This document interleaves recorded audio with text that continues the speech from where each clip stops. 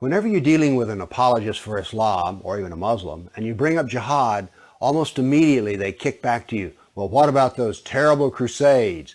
Why, they're the moral justification for jihad. I mean, we're just as bad as they are, so let's not talk about jihad, okay? Let's talk about the Crusades. Well, what I would like to talk about here are facts. And it turns out I sat down and put together some work, and I created a database of some 548 battles that Islam fought, jihad battles against classical civilization.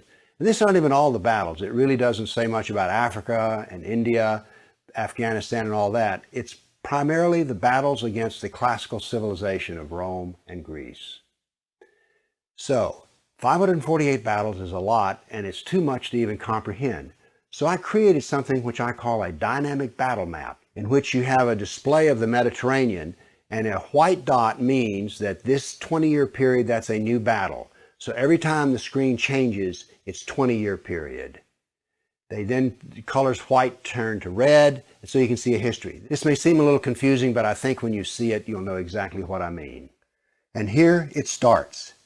Islam burst out of the Arabian Peninsula and immediately starts attacking the Middle East. And notice that it doesn't take long until they're crossing the Mediterranean and attacking southern France and Spain.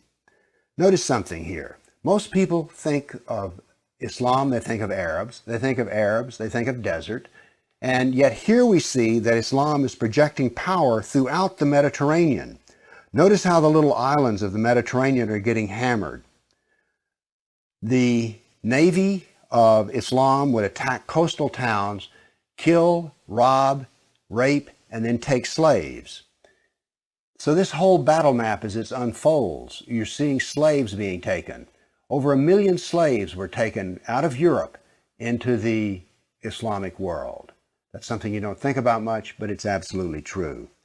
There were over 200 battles fought in Spain alone. And we also see, however, on the east coast in Turkey, that Islam is trying to break into Europe.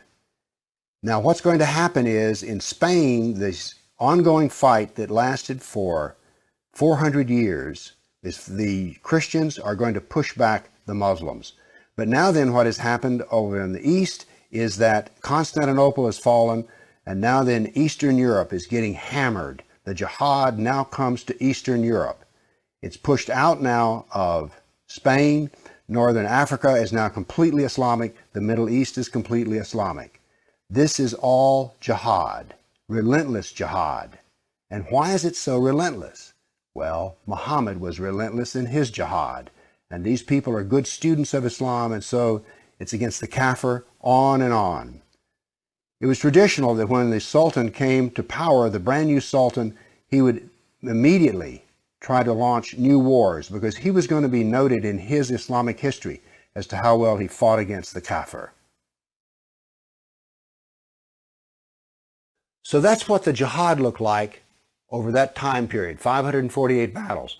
But remember, when you bring up jihad, people want to bring up the Crusades. So I also prepared a dynamic battle map of all the offensive raids of the Crusaders. Let's watch it and make a comparison.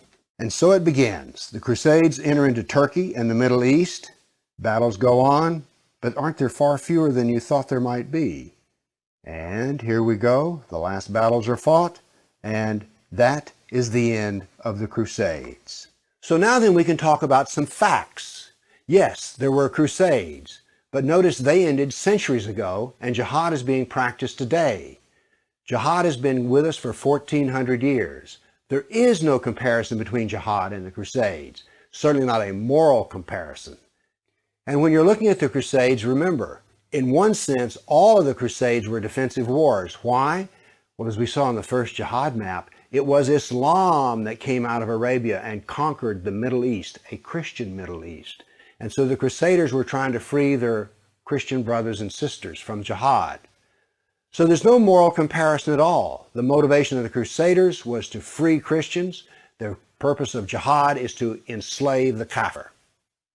So the next time you hear somebody talk about, oh, those dreadful Crusades, you've seen some facts about the matter. Why don't you pipe up and tell them you know, you don't really know the matter.